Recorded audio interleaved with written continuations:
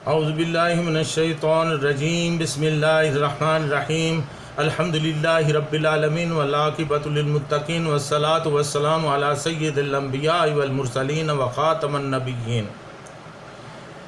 معزز ناظرین، السلام علیکم ورحمۃ اللہ وبرکاتہ۔ جاذب پبلیکیشنز میں خوش آمدید۔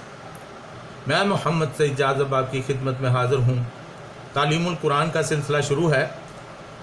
اس سے پہلے ہم نے الحمدللہ رب العالمین کے بارے میں جانا، اللہ تعالیٰ کی تعریف کیا ہے اور رب العالمین کا مطلب کیا ہے، اور العالمین کون کون سے ایسے ہیں جن کو اللہ تعالیٰ نے تخلیق کیا ہے اور ان کا تعلق الحمد کے ساتھ کیا ہے۔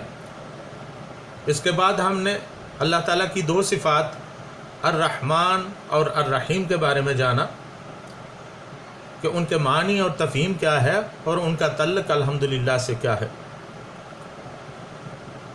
پھر سورہ فاتحہ کی تیسری آیت ہے مالک یوم الدین، اس کی تفہیم کا سلسلہ شروع ہے۔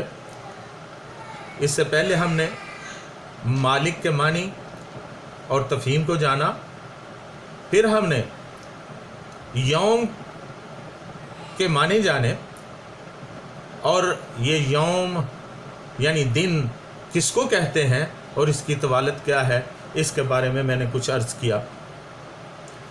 اب آج کی اس نشست میں الدین پر بات ہوگی کہ دین کیا ہے اور اس کا مطلب اور مفہوم کیا ہے۔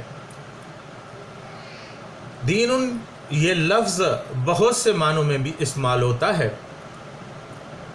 غلبہ، اقتدار، حکومت، مملکت، آئین، قانون، نظم و نسق، فیصلہ، ٹھوس نتیجہ، جزا و سزا اور بدلہ، یہ سب اسی کے معنی ہیں۔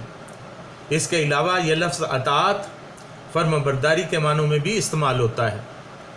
لطائف اللغت ایک لغت کی کتاب ہے، اس کے معنی حساب،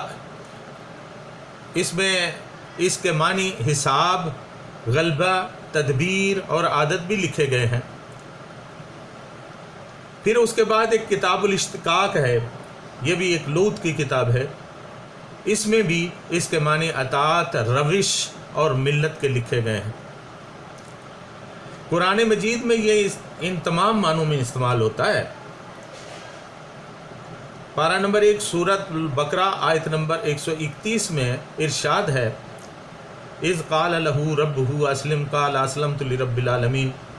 جب حضرت ابراہیم علیہ السلام سے ان کے رب نے کہا کہ اطاعت کریں تو انہوں نے کہا کہ میں اپنے رب کی اطاعت کرتا ہوں، یعنی عالمگیر نشو و نما دینے والے کے قوانین و احکامات کے سامنے سر تسلیم کرتا ہوں۔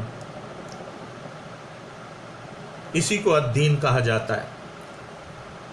پھر پارہ نمبر 3 سورہ آل عمران ہے، آیت نمبر 19 میں اس کے معنی الاسلام بتائے گئے ہیں، یعنی ان الدین عند اللہ الاسلام۔ اللہ تعالیٰ کے نزدیک تو دین صرف اسلام ہی ہے۔ پارہ نمبر 27 سورہ واقعہ آیت نمبر 86 میں ارشاد باری تعالیٰ ہے فلولا ان کنتم غیر مدینین، پس اگر تم کسی کے پابندی حکم نہیں ہو۔ یہاں غیر مدینین کا مطلب ہوا وہ جو کسی کے ماتحت نہ ہو۔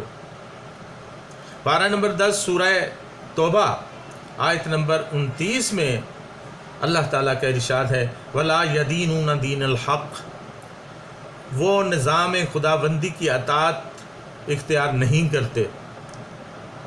پارہ نمبر 12 سورہ یوسف آیت نمبر 76 میں دین الملک کے معنی ہیں بادشاہ کا قانون۔ پارہ نمبر 18 سورہ نور آیت نمبر 2 میں جہاں زنا کی سزا کا حکم ہے، وہاں دین اللہ کے معنی خدا کا قانون یا ضابطۂ حکومت ہے۔ اسی طرح پارہ نمبر 10 سورہ توبہ آیت نمبر 36 یعنی 36 میں ارشاد ہے ذالک الدین القیم، یہی دین قیم ہے، یعنی یہی شریعت ہے یا ضابطۂ قانون ہے۔ لیکن پارہ نمبر 18 سورہ نور آیت نمبر 25 یوم یوفیہم اللہ دینہم الحق، دین کے معنی اعمال کا بدلہ، جزا و سزا کے لیے گئے ہیں۔ اس کے علاوہ اس میں دین کے معنی حساب کے بھی ہو سکتے ہیں، اس سے ایک مطلب مکافات عمل بھی ہوتا ہے۔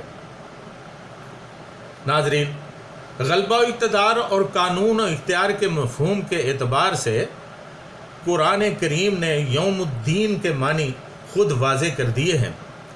پارہ نمبر 30 سورہ الانفطار آیت نمبر 17 سے 19 میں کہا گیا ہے کہ وَمَا أَدْرَاكَ مَا يَوْمُ الدِّينِ ثُمَّ مَا أَدْرَاكَ مَا يَوْمُ الدِّينِ يَوْمَ لَا تَمْلِكُ نَفْسٌ لِنَفْسٍ شَيْئًا وَالْأَمْرُ يَوْمَئِذٍ لِلَّهِ۔ آپ کو کیا معلوم کہ یوم الدین کیا ہے؟ پھر آپ کو کیا معلوم کہ یوم الدین کیا ہے؟ جس دن کوئی انسان کسی دوسرے انسان کے لیے کوئی اقتدار و اختیار نہیں رکھے گا، اور تمام معاملات قانون الہی کے مطابق ہو جائیں گے۔ اسی کے متعلق یہاں سورہ فاتحہ میں مالک یوم الدین کے الفاظ آئے ہیں، یعنی جس دن ہر طرف اللہ کا اقتدار و اختیار ہوگا، اس دن کسی دوسرے کی نہیں چلے گی۔ اللہ تعالیٰ اپنے اختیار کے مطابق، اپنے اقتدار کے مطابق لوگوں کے درمیان فیصلے کرے گا اور انصاف کرے گا۔ جس کسی نے بھی کوئی اچھا عمل کیا ہوگا اس کو نیک جزا ملے گی، اور جس کسی نے بھی کوئی برا عمل کیا ہوگا اس کو سزا ملے گی۔ وَمَن يَعْمَلْ مِثْقَالَ ذَرَّةٍ خَيْرًا يَرَهُ وَمَن يَعْمَلْ مِثْقَالَ ذَرَّةٍ شَرًّا يَرَهُ۔